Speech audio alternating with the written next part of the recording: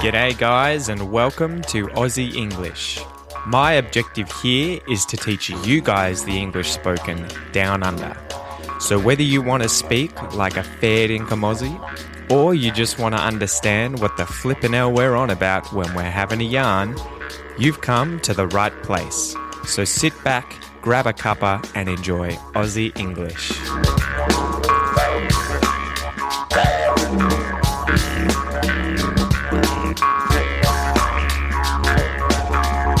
G'day guys and welcome to this episode of Aussie English. I hope you've all been well. It's been a pretty interesting week here on my end, at least with regards to the weather. It was incredibly hot about 5 days ago, maybe 35, 40 degrees Celsius, and then it rained. It was nice and cool. We thought that the good weather had arrived, so at least a little cooler weather because we'd had quite hot and dry days for the last, few weeks. And it's the start of March, so this should technically be autumn for us, which may be different elsewhere in the Southern Hemisphere. I'm not sure if it's the same in places like South America, but autumn for us starts on March the 1st, I believe. So anyway, we were thinking it was going to get cold, it was going to be beautiful weather, a little more enjoyable than some of the 35 to 40 degree days that we'd had this summer. But as of yesterday and today, it's been back at about 35 and even 38 today. So, oh my gosh, scorches of a day, absolutely scorching. On my end, I haven't really been up to a great deal. I've been practicing my Portuguese and practicing my French.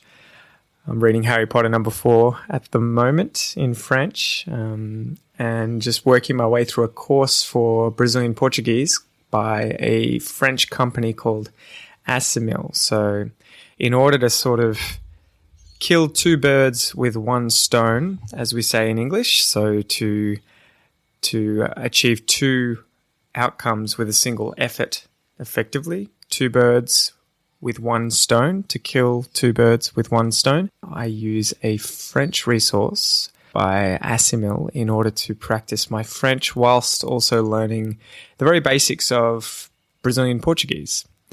And the reason that I'm learning Brazilian Portuguese is because obviously I do Brazilian Jiu-Jitsu. Well, it may not necessarily be obvious, but I think I've mentioned it in previous podcasts. I do Brazilian Jiu-Jitsu, which is a form of martial arts where you wrestle and use submissions in order to end fights. So there's no punching or kicking. And as a result of that, I know quite a lot of people who speak Brazilian Portuguese because they're from Brazil. And so, I started learning it. I think it's a pretty cool language. I'm enjoying it so far. It's a bit tricky at first, learning some of the nasal vowels. So they have a lot of vowels that are like ow, ow. And so learning those were pretty difficult at first, but slowly getting the hang of it. So I've been practicing that. I've been reading Harry Potter 4 in French whilst listening to the audiobook. And I've been working on the podcast. I've been trying to put together more recently some of these, I guess you'd call them, infographics or images to post on Facebook about specific terms that are used quite often in Australia, terms or phrases or single words. So recent ones that I've covered were wussy, which means to be a wimp or to be a coward, and also daggy, which means to be silly, unstylish, or a bit bizarre, I guess. Anyway, so I've covered those. I posted those on the Facebook page. If you're interested, go and have a look, have a quick read. And I really recommend trying to use those words or phrases in a sentence. Post them to me on Facebook in the comments section and show me that you can use them. Give them a go straight away. So that's one of the best ways of moving vocabulary or words or phrases from passive vocab to active vocab. The active vocab being the the vocabulary that you use in day-to-day life, that you call upon, that you use when you speak. And passive vocab is the vocabulary that you understand when you read it or hear it, but that you may not necessarily use when you speak or write, for example. So your passive vocab tends to be a lot bigger than your active vocab.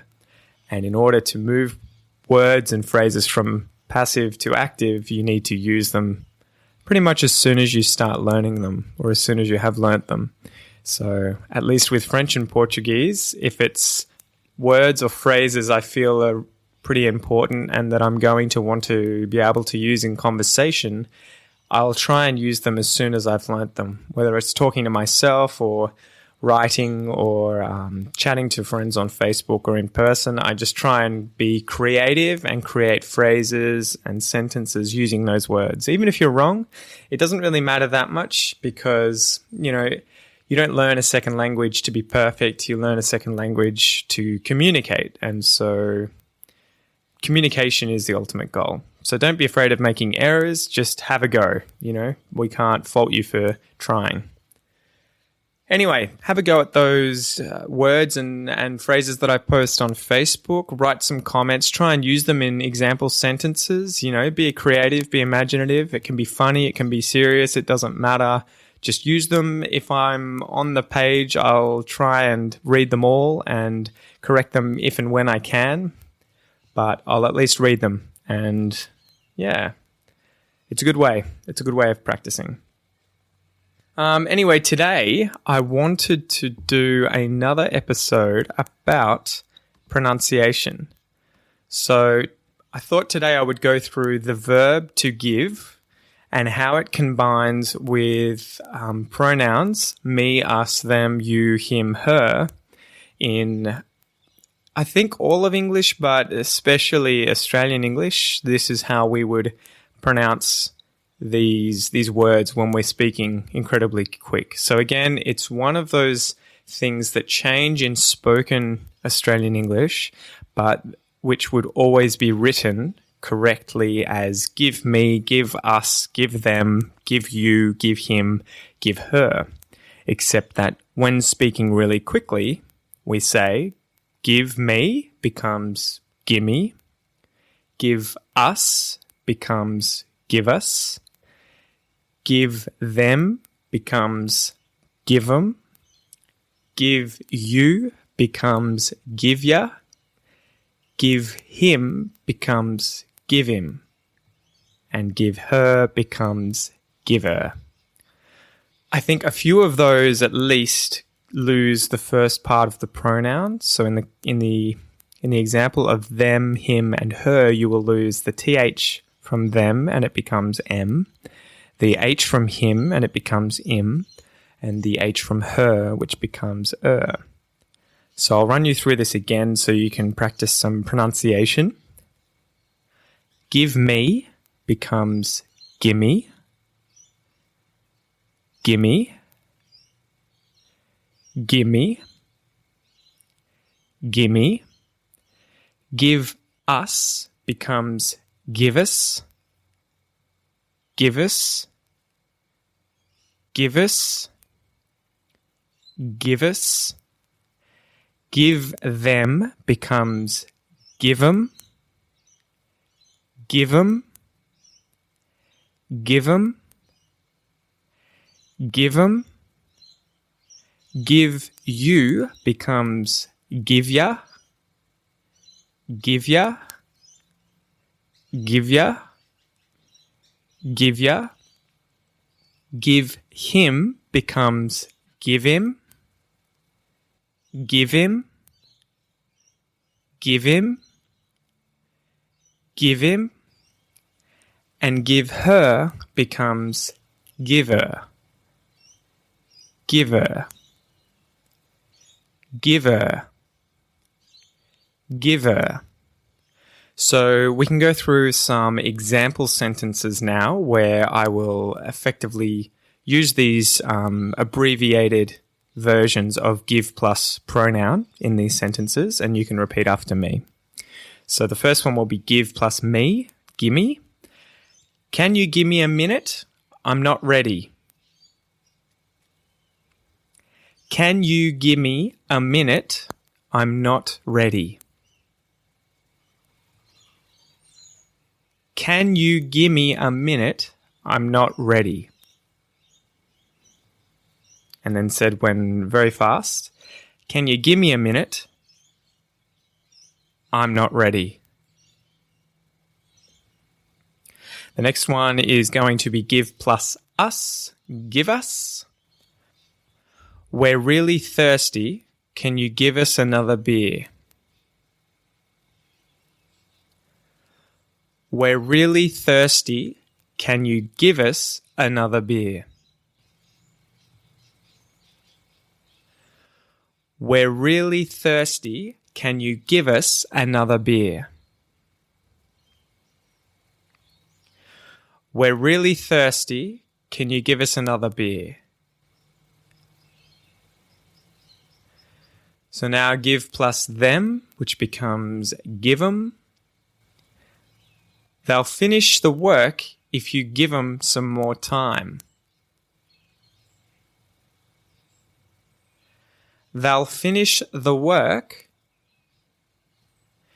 if you give them some more time. They'll finish the work if you give them some more time. They'll finish the work if you give them some more time. And now give plus you, which becomes givya. I'll give you 20 minutes to get ready. I'll give you 20 minutes to get ready. I'll give you 20 minutes to get ready. I'll give you 20 minutes to get ready. And now give plus him, which becomes givim.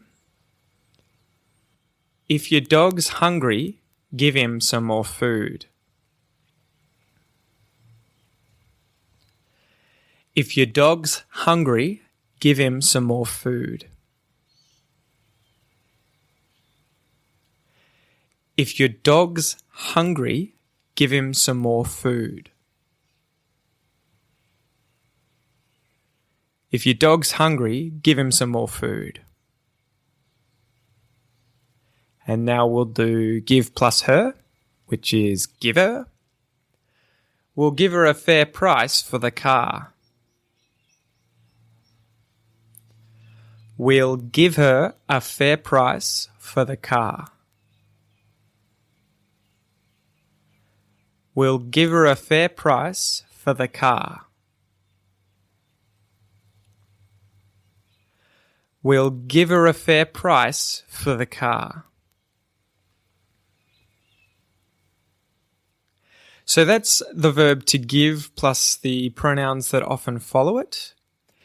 I think it's a really common way of using these words in conjunction when they're combined together, when they're used as a collocation. So they often follow one another, or give often precedes these pronouns, me, us, them, you, him, her. And so I think it's something that's really useful for practicing. If you can listen to this several times and get used to hearing how these words are combined and often said in English, let alone Australian English, it'll really help you when you're listening to people speaking quickly. And that's the main point of a lot of these pronunciation episodes that I'm going to do in the future. It's going to be to try and show you and teach you a lot of the way that we change words in English when we speak quickly, so that you don't have to practice as much when you have conversations with Australian English speakers or English speakers in general. You can listen to these kinds of episodes that I will create and practice your listening comprehension. And then when you hear them in real life, when you speak with people and they use these conjunctions or these combinations of words, you won't have to think, you won't have to ask them to repeat the question or the phrase. You'll just know straight away, oh, okay, gimme is give me. I don't have to worry about it. It's just bang. I realize what that means. And it takes practice. It takes time like anything. So don't be discouraged if it doesn't happen straight away, but just keep practicing and you'll get better in no time. I promise you. Anyway, that's probably long enough for this episode, guys. Thanks again for listening. Please join the Facebook page and let me know what you think of the words I post, the episodes that I post. Give me feedback. Let me know what I can do to improve. And I hopefully will hear from you soon. All the best.